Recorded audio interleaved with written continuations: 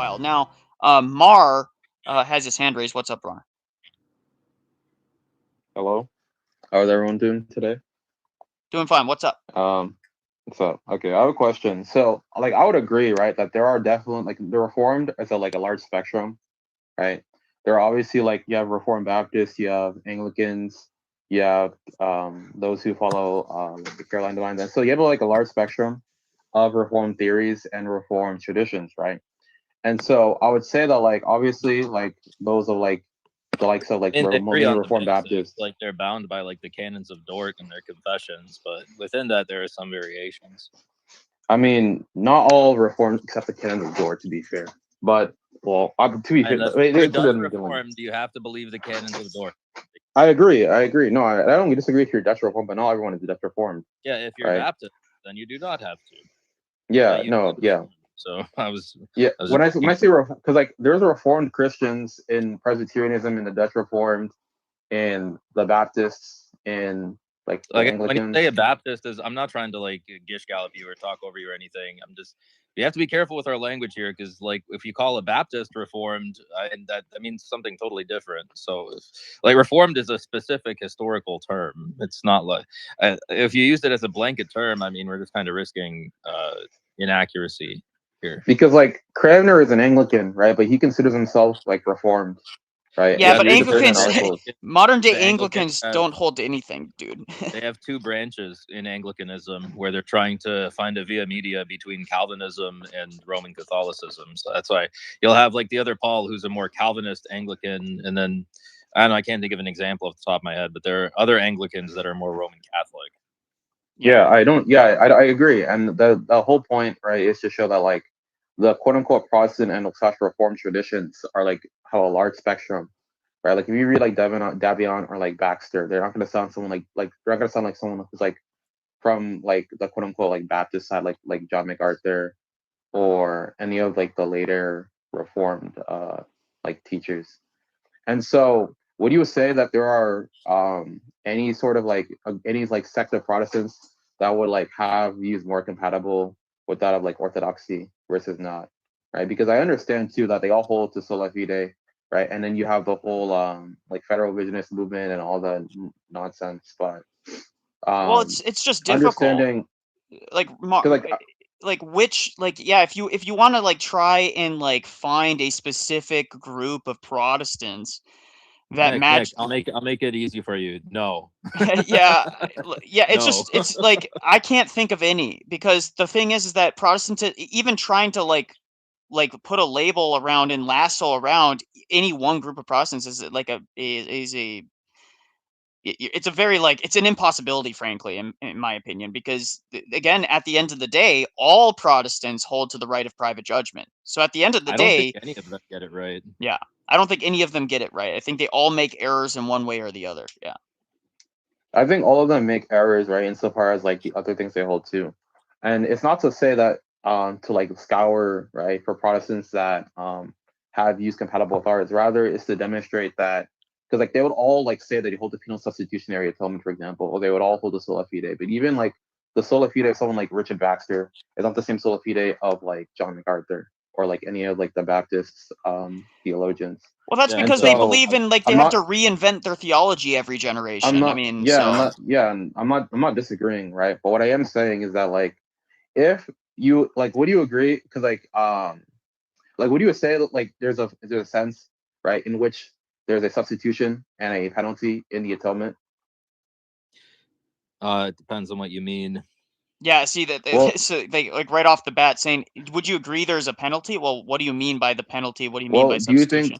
Do you think like Christ like took on the penalty? The sense he took our punishment in the sense of the blameless passions. Yeah, okay. So is that the only like punishment he took on? I mean, I don't want to speculate. What are you trying to get at? Well, it's not that, but like it's not to like trying to get at anything. But like when you read the fathers, right, and then when you read like even like when you read more contemporary theologians, they all say it's more than just the passions, like the blameless passions. Okay, then what do they say? To death. Yeah. Yeah, they say. Through Yeah, they say kenosis. He took it on. He took it upon himself through kenosis. Yeah. Yeah. Okay. Sure. But because like I was And watching a do you video. disagree with that? Sorry, what? Do you disagree with that? No. Okay. Okay. You just said That's yeah, sure, in a really weird way. So it just sounds no. like you I disagreed. I have my wisdom teeth taken out, so I have to like talk a little like weird. All right. Word. But because I was watching a video from Seraphim Hamilton like yesterday, and he says that like we obviously reject like certain reform distinctives, but like the fathers do say that Christ took on the penalty for sin, and obviously when we consider the idea that the Yeah. atonement What is the has such penalty for sin? death is one, right? Yes. And also Through he took on through kenosis, he took that upon himself. yeah, and through the communicatio, like and through the communication of idioms, he within his human nature took on the equivalence right of the fullness of the punishment of a sinner. Okay, but Yes. again, what does that mean? Like we keep on Like, what do asking you the mean? What same does that mean? question. Like okay, he took on the full punishment. What do you believe is the full punishment that Christ needed to take on? What is the punishment that we deserve? Well, the punishment we deserve obviously is hell, but obviously, right, Christ cannot be separated from the Father, right? So he took on something equivalent to that, right? But there's wait. That doesn't work. You can't just say what how do you quantify something that's equivalent? Like that's just arbitrary. We don't see. I don't when I go through the fathers and when I talk to my spiritual father, and I just look through the services of the church. That's not what I see. That Christ took on eternal damnation.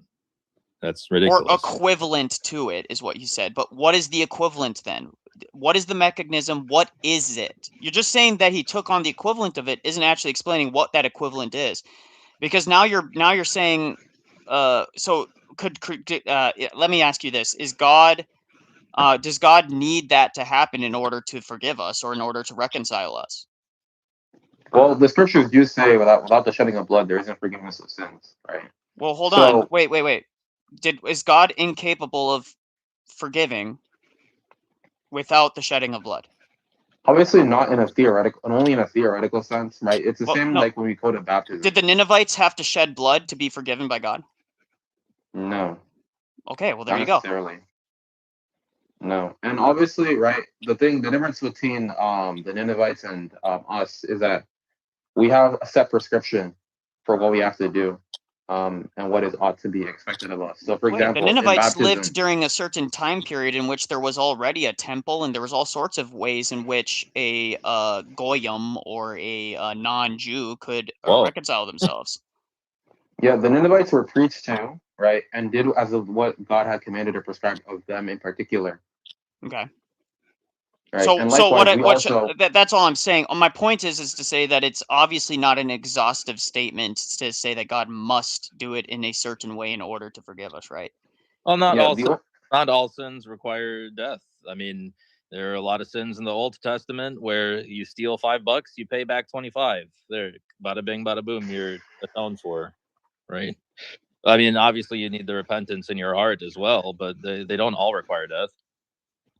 But yes, obviously not. Ultimately speaking, it's whatever is prescribed of the individual, right? As pertains to what God asks of them.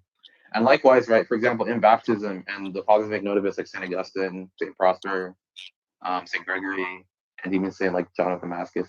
Like baptism, for example, is the only prescription given for the assurance of salvation, and there are no other prescriptions given. Yeah. Right. But would you say that there are people who are saved without any type of baptism, like baptism by blood, by desire, by water? Where in the scriptures does it explicate a clear like systematic way to understand when somebody has died from baptism of blood or baptism by desire? It does materially speaking, but the fathers explicate it as the rule of faith being the church. Okay, well that's kind of meaningless. That's just kind of just How saying is that something. meaningless? The Well, just church, saying the it's the church, rule of the Romans faith. 2. What It's is the literally rule of the Romans. faith? It's literally the church. it says if that the Gentiles are judged based off of their conscience, or that the pagans, unbelievers. It's in the Bible, dude. I don't disagree. Okay, Says they're so contrary to the that law doesn't. itself. So you have rules for people that are within the church that ought to know about the church, that are within that milieu. There are some people in the Amazon that have never heard about Jesus ever in their life. You have an answer for that in Romans 2. Yeah, they're still judged based on like the natural law. Yes, Yeah. their conduct becomes a law of itself. Yeah, I agree. Okay. So therefore, that you'd have to say, so that answers your question as to, yeah, baptism is the normative means in which God prescribes for the people in his church. And there's a good reason for it because it brings all sorts of benefits to us, right? But the thing is, if someone who never heard of Christ or someone in the Amazon, right, if they died today without having ever committed personal sin, they wouldn't go to heaven, or at least they wouldn't be assured heaven. Yeah. No one's assured heaven. Even those who are baptized are not assured heaven. They wouldn't be No, assured. as in assured heaven by the promise. Sorry, not assured heaven as in we are in. We're like in. We determine it, and we like absolutely know like our Well, that's because salvation. again, we don't speculate on Oh, those yeah. outside the church. The church's business isn't to speculate about those, how God will judge those outside of the church. Obviously, in regards to like their specific judgments, right, regarding their specific sins, it's all contextual. But anyone who dies outside of the church without baptism, and anyone who dies outside of the church, anyone who dies without baptism in general, right, does not attain the promise of salvation that Christ promises in John, the book of John. It And says like in Romans the fathers are that very clear on this, by the way. law in and of itself, and that they will be judged against their conscience. This is the Yeah. Bible. Yeah, judged against their conscience, but the conscience doesn't change their state of their nature. What is their nature? What? Whoa, hold on. When does the nature change? Their nature isn't changed insofar as it isn't changed from like human to non-human. It's changed as in it's not regenerate. They're sinners. What was there a change of nature from the garden to through the fall? In regards to grace, yes, they lack Congrats, you sanctifying just grace. fell under the anathema of Dositheus, dude. How? Dositheus, the Confession of Dositheus expressly says that there's no change in nature. It's the same. He says nature if you before and after. if you read like the Creed 6, right? He's not saying there isn't a change in nature insofar as it doesn't change in regards to like relative grace. He's saying that it doesn't change in regards to it doesn't lack humanity. It still They're retains applying the rationality. anthropology of Maximus. They're saying it's a different mode of existence. They're just using different words. Yeah, so St. Maximus also says that the nature of man became sinful after the fall, but he doesn't say it doesn't become human anymore. That's not what he's in the saying. sense that it's a different mode of existence. Yeah, but that isn't. Yeah, even if it's the same mode. It's a different mode, right? But it isn't a different nature. You just said and like the obviously nature change. Don't try to the take nature. it back. Yeah, I literally said. Oh, you can clip the stream. This but is like, a Mott I said, and Bailey. What you're performing? You're arguing No, I'm for a not. Matt. Yes, it's a Mott and Bailey. No, Absolutely, it is. that wouldn't even be the right fallacy, but okay. You're gonna. That's not even the right fallacy, anyways. The point is you're committing a fallacy where you're arguing for one position, but you're really arguing for another. What position am I arguing for? And what position am I really arguing for? What are you arguing for? Do you believe that? Okay, let me ask you straight up. Do you believe that those who are not baptized in the church are by necessity damned? In some capacity, they lack the beatific vision. Yes, that's a yes or no question, dude. What is this? Yeah. They lack the beatific vision. Well, what does that mean? By the way, we don't use Well- beatific vision normatively in Orthodoxy. I mean, Palamas uses it, but okay, bro. No, he doesn't. Not in the way that Thomas Aquinas uses it. So now you're just causing problems for other people. So where did I claim that he uses it the same way? Oh, where did I claim? Why do you do this every time, dude? Just answer the question. Are people who are who die outside of the church? You said yes. I said yes. They're deprived of the beatific vision. Literally the scripture on its plain text, dude. How is that a violation of scripture? That's what John 3:5 says. It says in Romans 2 that the Gentiles that don't know God, they will be judged according to their conscience. That by nature they do things of the law, that they will be judged according to that. Yeah, does that wash away original sin? Here comes the crux of the problem. Does original sin just go away when the Gentiles just because they're Gentiles? Is God bound by that? Can't he just forgive people? He's obviously not bound insofar of the theoretical stuff. Okay, that answers your question. Again, the reason why I say again, Alex, if you like heard what I said in a theoretical sense, and I'll explicate on what I mean by this. In a theoretical sense, God could give all of us sanctifying grace. Does that mean he gives it to us without baptism? No, right? He could. So obviously, he theoretically could, but he you're telling won't. me there The are thing He is, no. won't. Oh, you just put necessity on God. You don't know the mind of God, Mar. That's not what I'm saying. You're The mind telling of me. God. Are you telling me that there are no extra normative means outside of the church? There has outside of a type of baptism, there hasn't been any specific explicated means. Well, Like there hasn't been. The church isn't ever going to explicate the means in which God might save other people. You're moving the goalpost between water baptism and then baptism by desire or baptism of blood. I mean, those are forms of baptism. I would say that, like, obviously, right, that we have extra normative forms of the sacrament. Why can't those people be granted a baptism of desire that are in Romans 2 judged according to their conscience? Because for baptism of desire, they have to have some kind of faith, but like wait, no, that's not. Where does it say that? Where does it say that? Yeah, for adults, they baptize because babies don't have desire. Babies don't have desire. Babies don't have desire. Whoa, shocker! They don't have rational. Hold on, you're wrong, Mark. You're wrong. Babies, hold on, it's because it always comes to this outside. I mean, outside of the church. I mean, obviously, baptism of desire can only apply. Baptism of desire. Baptism of desire. All over the place and yapping. Okay, let's focus. We're talking about people outside of the church. Why are you yapping? We're talking about people outside of the church. You know, pagans in Romans 2 that are judged according to their conscience. Okay, why can't God grant them a baptism of desire if, in His mercy, He sees fit? Thank you, God. That is a great physician. For obviously, $2, right? Nothing stops God from granting like a Gentile faith, right? But in regards to, first of all, you don't know that, right? No one knows. That's what we're saying. I asked you a question, and I would agree. Any assertions, dude? Oh my goodness. And I would agree, but baptism of desire is a type of baptism. Forthrightly and straightforwardly. I mean, all the questions. Look, I'll say it again for you. In Romans 2, it talks about how the Gentiles who don't know Christ, that have never heard of God, they were judged based off of their conscience, that their conscience became a law in and of itself. What is stopping God from seeing fit to, in their death, give them a baptism of desire? Nothing in a theoretical sense, right? But baptism of desire is still a type. Is it yes or no? What do you mean theoretical sense? I mean, I told you like before, but like you kept cutting me off. What do you mean by theoretical sense? Right. So theoretically, right, God can do anything that's within His nature, right? But obviously, He doesn't contradict His nature insofar He doesn't contradict His properties of like justice, and love, and kindness, etc. Does it contradict His nature if He grants a baptism of desire to one of these Gentiles who lived according to their conscience that became a law in and of itself? No, it wouldn't be. Okay, thank you. You owned yourself. There you go. You're done. You don't. Okay, but our position is true. There we go. You do. Okay, you do realize. Okay, no, you do realize that baptism of desire is a type of baptism. Lord of mercy, dude. That's what we've been saying for years. We've been saying that. If you've been okay, and then also, you just in regards said nothing stops God. There's nothing stopping God from granting a baptism of desire to some pagan that's never heard about God ever in his life, some Gentile that his conscience became a law in and of itself. And I would ask you one more. Would this apply to like infants? Can infants have baptism of desire? Of course. How can infants have a baptism of desire without well, let me ask you this. Did St. John the Baptist leap in the womb of Mary when he met Christ? For joy? Yeah. Okay, so clearly they can experience desire.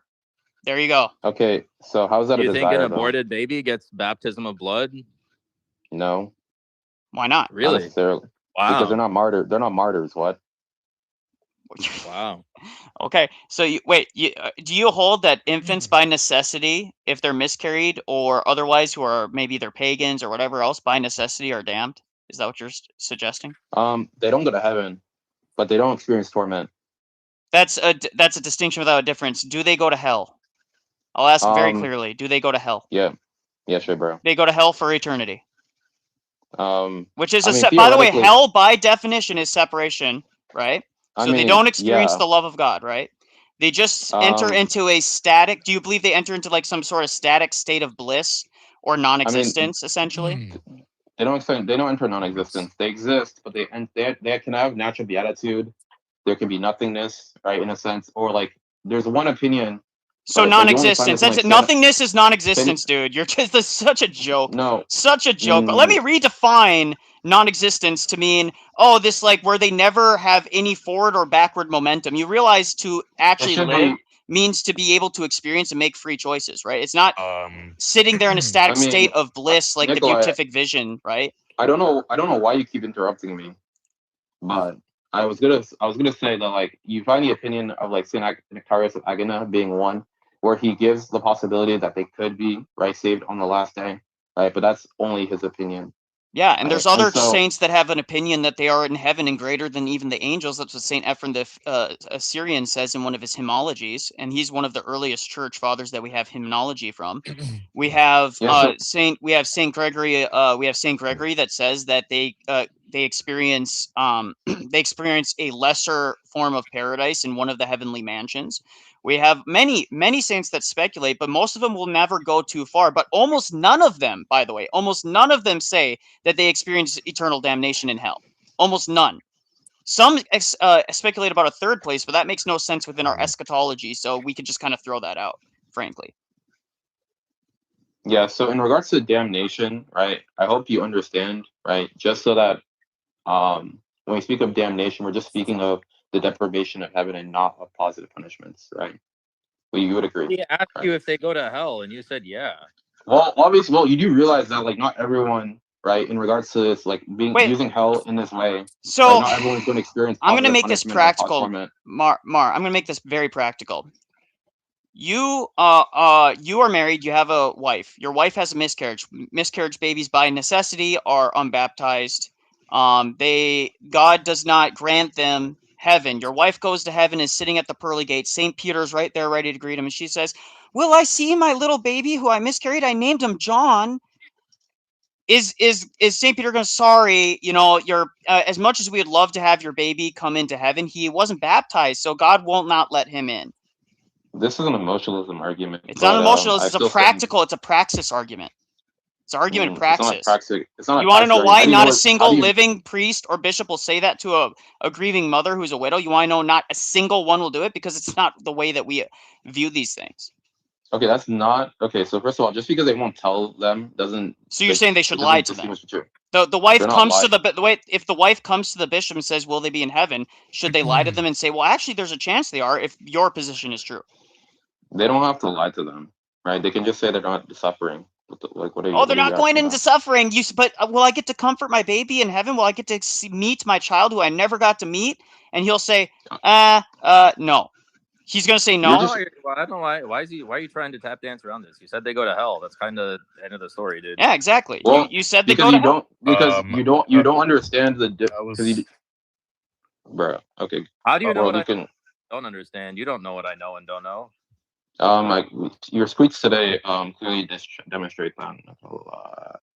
Which one? But that's the one, bro. The one about the Catechism How of do you Peter know what Magilla, I don't bro. That was so funny, understand? You're a mind reader.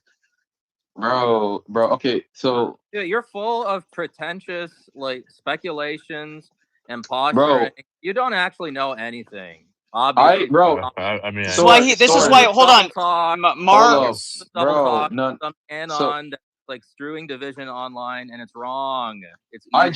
just want to make sure that everyone is aware that I have not interrupted these people once. These people, Well, actually, Who hold on. cares? You have interrupted, but even if that's not the case, even if it wasn't the case, I'm the host. I can interrupt you if you want because I can hold you to answering a question if you're gish galloping. That's how debates work, Mar. I know that makes you sensitive. Okay. Now I won't mute you again if you can stop speaking to the audience as if you are the host. You're not the This is host. your time to pontificate, dude. It's not your I'd time. like to go back. I'd like to go back to the atonement, though. Like, what do you think it is? well, the atonement is penal and substitutionary, right? It involves satisfaction, involves all the aspects of different atonement theories. They're not mutually They're all exclusive. true, even though they're internally contradictory. You know, satisfaction and penal substitutionary atonement are mutually exclusive, right? No, they're not. Okay. I mean, how? Why are you telling me all of I them? mean, Nikolai, I'm can asking you what is your demonstrate all position? your assertions? I'm asking you what is your position, and you're saying all of them are true. And so, what do you believe, dude? Well, on the atonement, I think that there's an aspect in which it's satisfactory. It's substitutionary. Like my I don't God. know if there's any specifics you want to go into. You can bring that up, but I have no What do contentions you believe about the atonement? What is your position? that Why Christ do I took have the to beg penalty. you for your position? I'm giving you a platform. Tell me your position. Christ took on the penalty for our sins. That's the what? Meaningless. Where? When? What? What do you mean? World, you can speak. I know you've been waiting. What is the? Dude, this guy can't answer. What is the atonement? Mark, get back here. Mark, get back here. What is the atonement? World, we'll be here for a little bit while longer. You'll Keep have your doing laughing chance. emojis. Keep doing laughing emojis. What is the atonement? What is it? You can't even answer a basic question. What is the atonement? Yeah, Christ took on the debt and penalty of our sin, bro. Like, what do you? When? Hey, bro, it's just this mean vague. It's this mean vague on the cross. Oh, hold on, Nikolai. Hold on, Nikolai. Mar, you said what is the atonement? He took on our penalty on the cross. Yeah, bro. He took through the cross, through his death, resurrection, bro. Like he just fell under anathema under the Synodicon.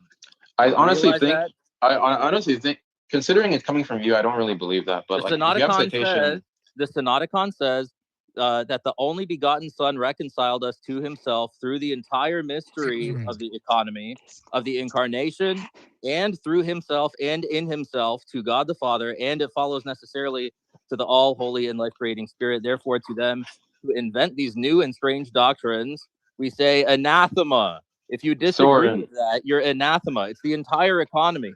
It's the incarnation and his death on the cross and his ascension to the Father. You just isolated his death on the cross. You're anathema, dude. No, I didn't. I acknowledged that. I asked you 20 times. I asked you a billion times. What is the atonement? Listen, I asked you what is the atonement. I gave you the opportunity to say what it is. I begged you to tell me what is the atonement, and then you reduced it to the cross. On the cross. That's it. You didn't say it was the entire economy. Okay, so do you think that someone saying you're under anathema under the Synodicon, you idiot? How do you not see this? Soren, do you think I reject that the entire life of Christ, right, is a form of like atonement? Like I don't really. We don't know because you won't answer. I asked you what is your theory of the atonement, bro. So why? And you said the death on the cross. Wait, so why are you crashing out and saying that when I say the death on the cross, you just I'm not crashing out. Bro, you're yelling and you're crashing out. Yes, because you don't know how to communicate. You just say words. Bro, dude, we don't need your anything. And this is I can submit. The thing is, you're not. No, that's not true. But you don't know what you're talking about. When you are demonstrating, you can't even tell me it's the entire economy of Christ. It's in the Synodicon. Listen, Soren, if I say I'm Nigerian, does that mean I'm not any other ethnicity? Oh my lord! I hope you can. Dude, like you're not listening, bro. No, it's just that you lack your way out of this. You vile serpent. You vile snake. Yeah, so now you're throwing insults. I'm not lying. Asked you 20 times. He's gone. What is the atonement? No, he's gone. I had to beg you to tell me. He's gone. World.